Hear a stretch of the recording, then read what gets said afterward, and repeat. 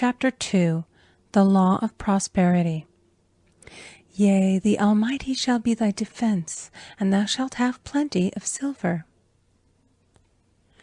One of the greatest messages given to the race through the Scriptures is that God is man's supply, and that man can release, through his spoken word, all that belongs to him by divine right. He must, however, have perfect faith in his spoken word. Isaiah said, "My word shall not return unto me void, but shall accomplish that whereunto it is sent." We know now that words and thoughts are a tremendous vibratory force, ever molding man's body and affairs. A woman came to me in great distress and said she was to be sued on the 15th of the month for $3,000. She knew no way of getting the money and was in despair.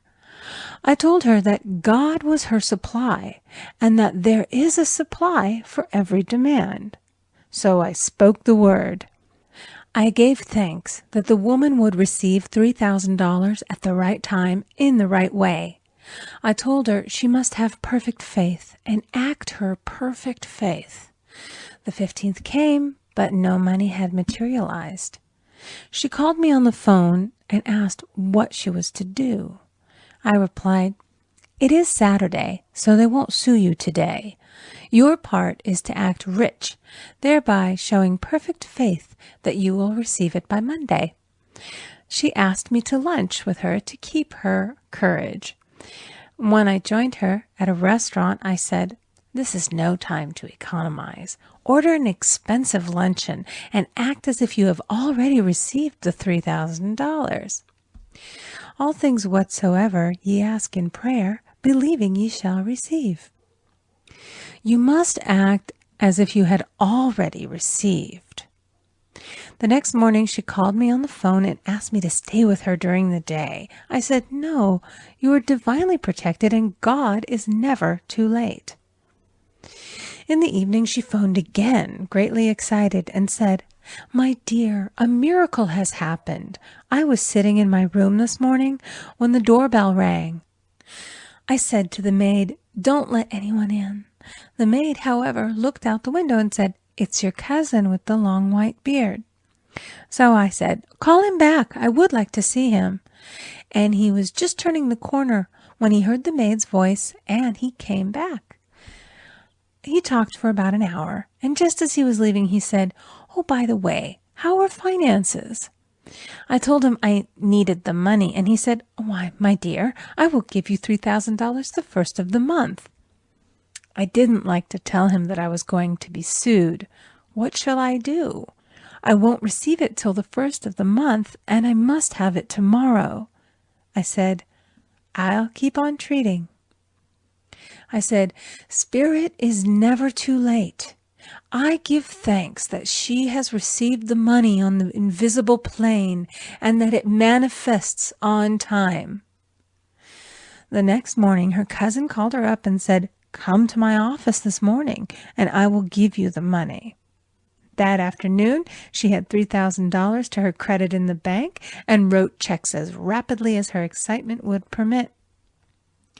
If one asks for success and prepares for failure, he will get the situation he has prepared for.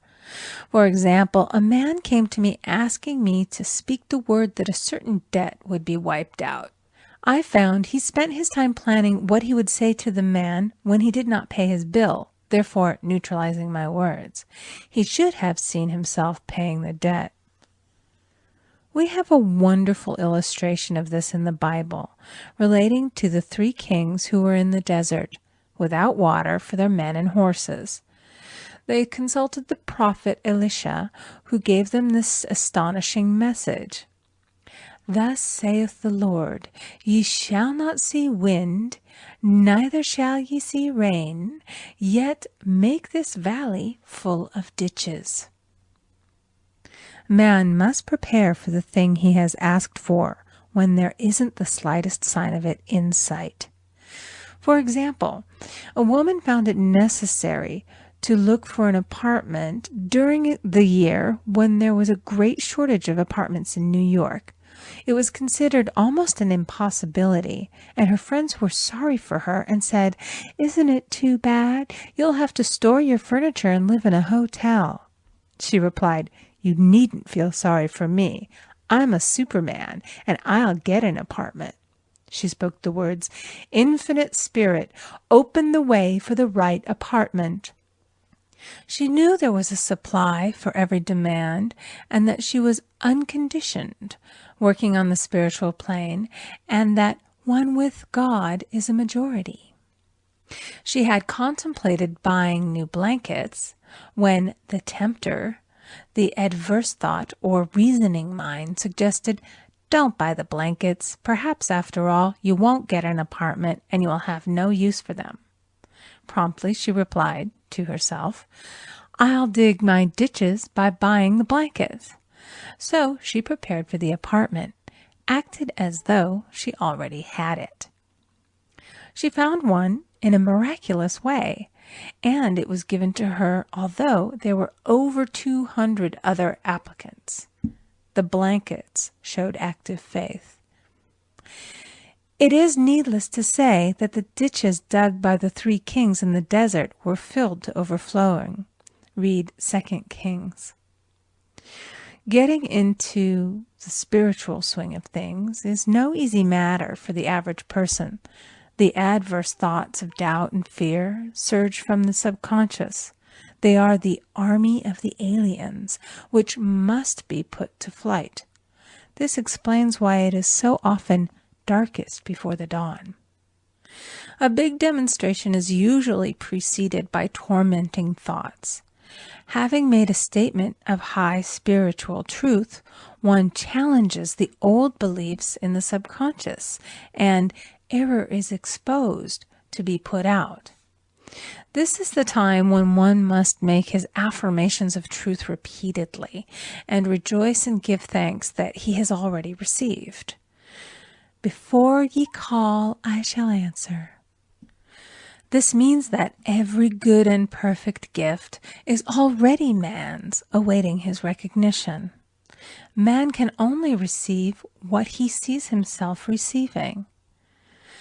The children of Israel were told that they could have all the land they could see. This is true of every man. He has only the land within his own mental vision.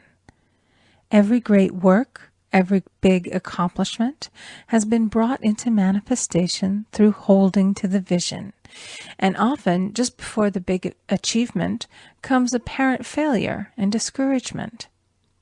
The children of Israel, when they reached the promised land, were afraid to go in, for they said it was filled with giants who made them feel like grasshoppers.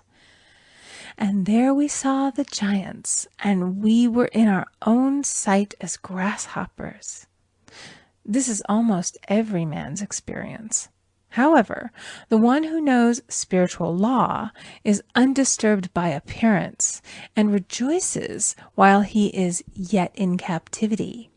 That is, he holds to his vision and gives thanks that the end is accomplished. He has received. Jesus Christ gave a wonderful example of this. He said to his disciples, "Say not ye, there are yet 4 months, and then cometh the harvest? Behold, I say unto you, lift up your eyes, and look on the fields, for they are ripe already to harvest." His clear vision pierced the world of matter, and he saw clearly the 4th-dimensional world, things as they really are, perfect and complete in divine mind. So man must ever hold the vision of his journey's end and demand the manifestation of that which he has already received. It may be his perfect health, love, supply, self-expression, home, or friends.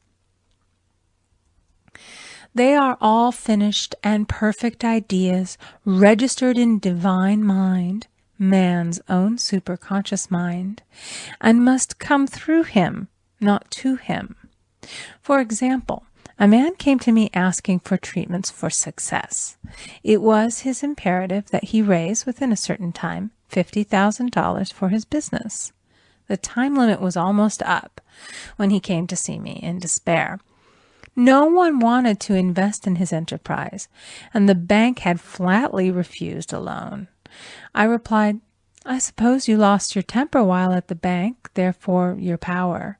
You can control any situation if you first control yourself." "Go back to the bank," I added, "and I will treat." My treatment was, "You are identified in love with the spirit of everyone connected with the bank. Let the divine idea come out of this situation."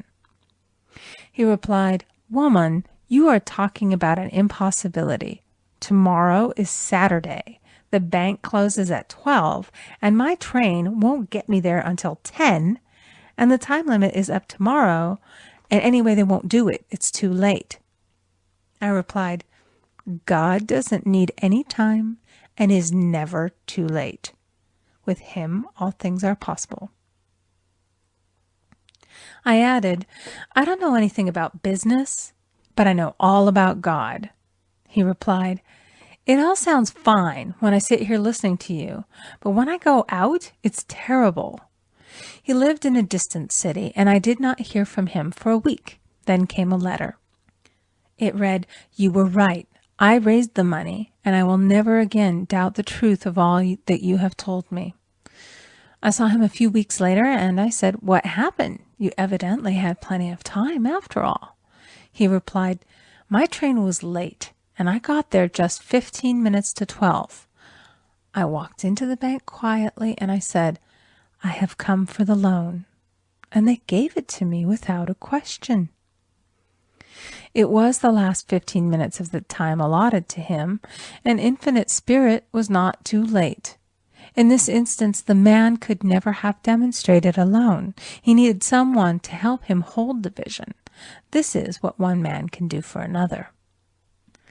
Jesus Christ knew the truth of this when he said, "If two of you shall agree on earth as touching anything that they shall ask, it shall be done for them of my Father which is in heaven."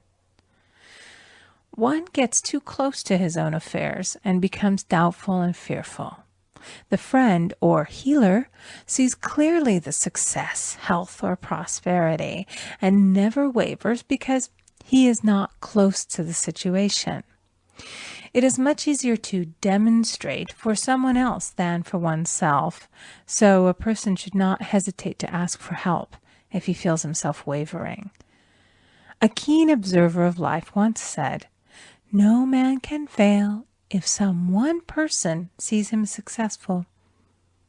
Such is the power of the vision, and many a great man has owed his success to a wife or a sister or a friend who believed in him and